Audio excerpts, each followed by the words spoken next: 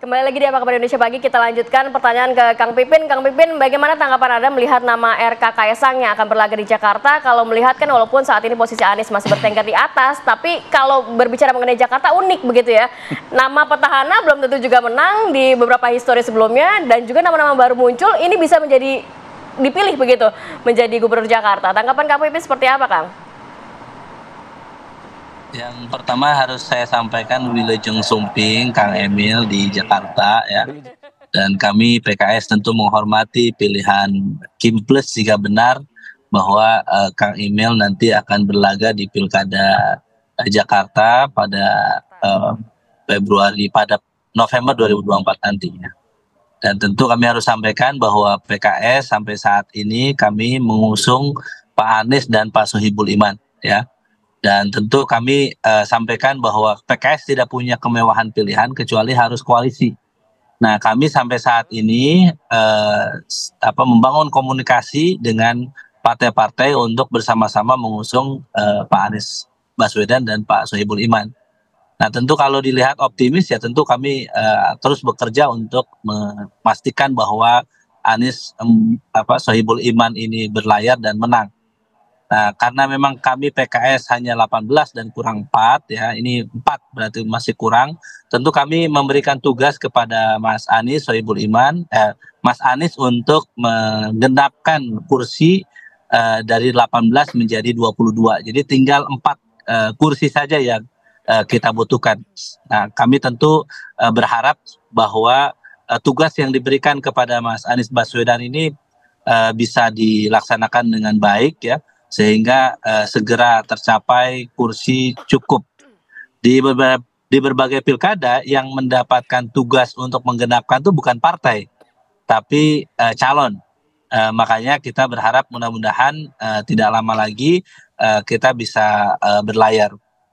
Nah, bagi kami bahwa pilkada DKI ini tentu menjadi salah satu target setelah kemarin kita tidak menang di Pilpres, maka kita berharap bahwa di Pilkada bisa menang, salah satunya di Jakarta. Untuk itu kenapa kami sejak awal mensosialisasikan aman ini, karena ingin memastikan bahwa masyarakat mendapatkan pilihan yang terbaik. Karena kita melihat Pak Anies dan Pak Sohibul Iman ini adalah sosok terbaik bagi warga Jakarta yang kami tawarkan kepada masyarakat.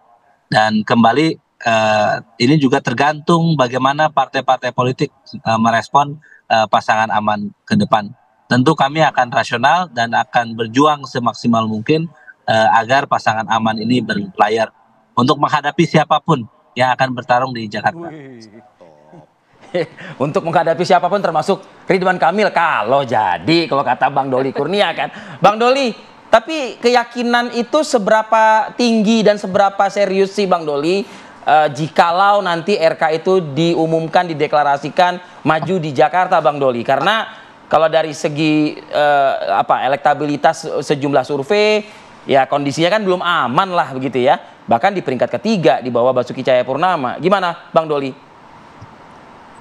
Ya, tentu pada saat kita nanti akan memutuskan secara resmi, secara formal, itu sudah punya keyakinan yang cukup tinggi bahwa pencalonan seseorang di daerah tertentu itu kan dengan kita putuskan tentu harus dengan rasa optimis dan keyakinan untuk menang. Seperti yang saya katakan tadi, variabel utama mempertimbangkan mengendorse seseorang calon itu motivasi atau judul besarnya itu adalah untuk meraih kemenangan gitu. Nah, tentu untuk meraih kemenangan itu berbagai hal ya kita lakukan kajian ya, termasuk salah satu pertimbangannya adalah melihat dari hasil survei ditambah dengan adanya strategi-strategi khusus yang memang kita akan lakukan dalam proses sampai nanti tanggal 27 November harus menang gitu. Nah, dan kemudian tentu juga kita menghormati ya otoritas kedaulatan masing-masing partai politik yang juga punya fasilitas ya untuk memberikan dukungan atau mencalonkan siapa saja di daerah mana saja. dan juga kita menghormati apabila ada tokoh-tokoh lain ya di Jakarta, misalnya seperti Pak Anies, Pak Ahok, yang juga mereka secara konstitusi dijamin ya punya hak untuk bisa ikut berkompetisi, punya hak untuk dipilih dan memilih dan seterusnya gitu. Jadi itulah justru sebetulnya kekayaan demokrasi kita kan, yang harus kita pergunakan. Dan kami juga di dalam sama dengan kita menghormati keputusan atau kedaulatan partai lain, tentu kami juga ingin dihormati keputusan kami, baik itu keputusan internal partai Golkar maupun juga keputusan secara bersama dan nanti dia akan diputuskan secara bersama dengan partai-partai politik yang tergabung dalam Koalisi Indonesia Maju. Nah, kalau tadi menanggapi analisa dari Bang Ege lah, Bang Doli, dibilang pernah menyebut atau mengatakan saya bobotoh sejak. Oh enggak, pelan-pelan. Satu dulu, Bang Doli. Ini artinya kita mendengar tadi Bang Doli sebelum tertulis, belum pasti berarti ya, Bang Doli ya? Belum A1 istilahnya gitu. Enggak, nanti menunggu tertulis, barulah pasti. kita yakin siapa yang maju di Pilkada Jakarta. Gitu Bang Doli ya? Iya, finalnya kan semuanya nanti pada saat didaftarkan antara 27 sampai 29 Agustus ya.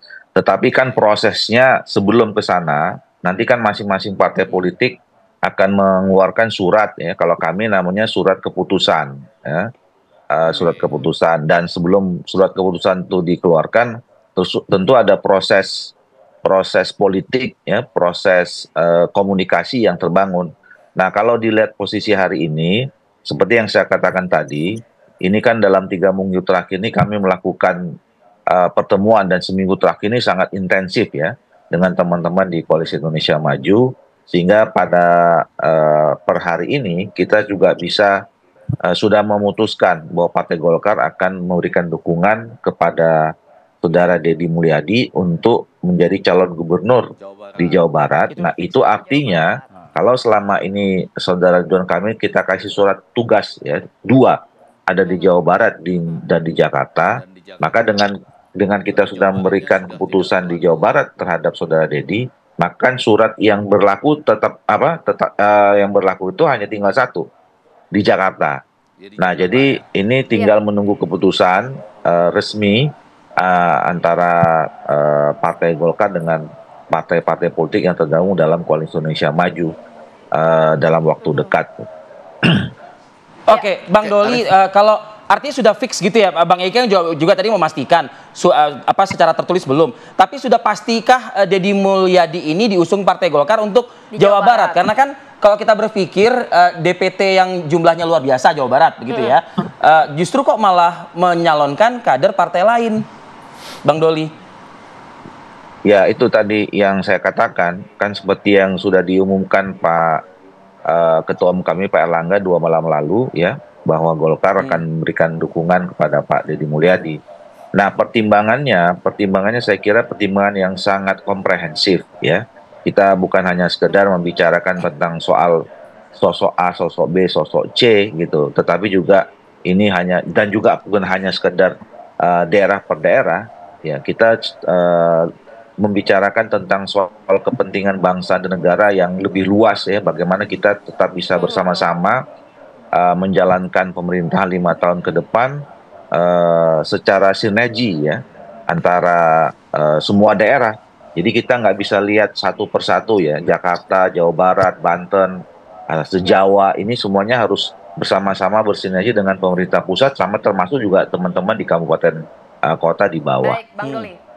Oke, saya mau ke Bang Ege. Bang Ege, kalau melihat pasti dari Golkar sendiri sudah ada hitung-hitungan, walaupun kalau berbicara rasionalnya, paling rasional RK di Jawa Barat. Tapi kalau dari sisi Bang Ege sendiri, melihatnya peluang dari RK di Jakarta ini cukup besar nggak sih? Nah, itu saya belum ketemu hitung-hitungannya justru. Jadi saya kalau Anda katakan Golkar sudah punya hitung-hitungan, saya lagi nyari hitung-hitungannya seperti itu apa, gitu seperti ya? apa. Karena tadi ya pemilih di Jakarta kurang lebih 8,2 juta. Ya, oke. Saya harus memperbaiki karena saya langsung tadi di WA.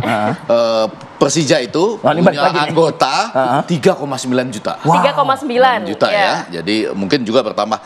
Saya itu mengatakan sisi lain dari sektor sosial, budaya, Yang harus juga ekonomi, dan diperhitungkan. kemudian Anda menyebutnya. Dan ini sektor yang panjang loh ini.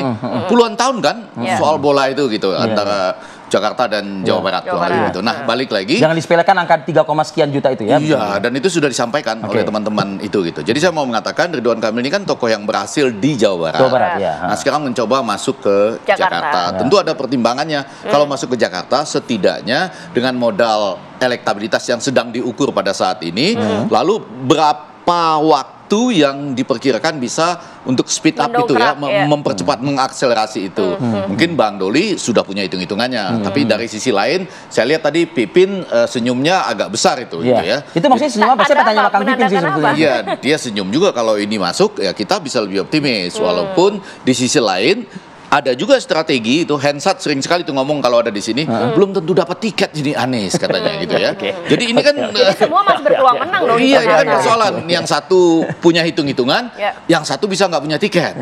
Kan dua-duanya punya persoalan itu. Lepas dari itu, siapa wakilnya kan menjadi penting. Ketika misalnya elektabilitas yang dimiliki pada hari ini oleh Ridwan Kamil ditambah akselerasinya menjelang 27 Agustus pendaftaran, nanti ada dapat miracle effect namanya. Kalau orang didaftarkan akan bertambah dua atau 3 kali mungkin, ditambah dengan kecepatannya sampai 27 November, ditambah dengan wakilnya. Apakah kalau betul? Wakilnya gara-gara Kaisang? Iya, itu tadi. Sementara Kaisang kan baru 1% di Jakarta. Tapi ada peluang kan dari sekian peluang tadi. Satu lagi, tokoh yang didukung oleh Prabowo itu tinggi, 66%. Tokoh yang didukung oleh Anies Baswedan, oleh Ahok, dan oleh Joko Widodo itu tinggi-tinggi semua. Apalagi Anies Baswedan didukung oleh Anies Baswedan, itu lain lagi kan, itu tinggi. Tinggi juga itu. Kecuali Anies Baswedan didukung oleh Anies Baswedan, didukung oleh PKS, tapi kurang 4 kursi. Itu agak masalah itu. Ya, nanti di komentar ya Kang Pipin. Kang Pipin udah senyum-senyum, udah ngerti kayak nih maksud dari arah penjelasannya Kang Ege. Sesaat lagi Kang Pipin, kami akan kembali.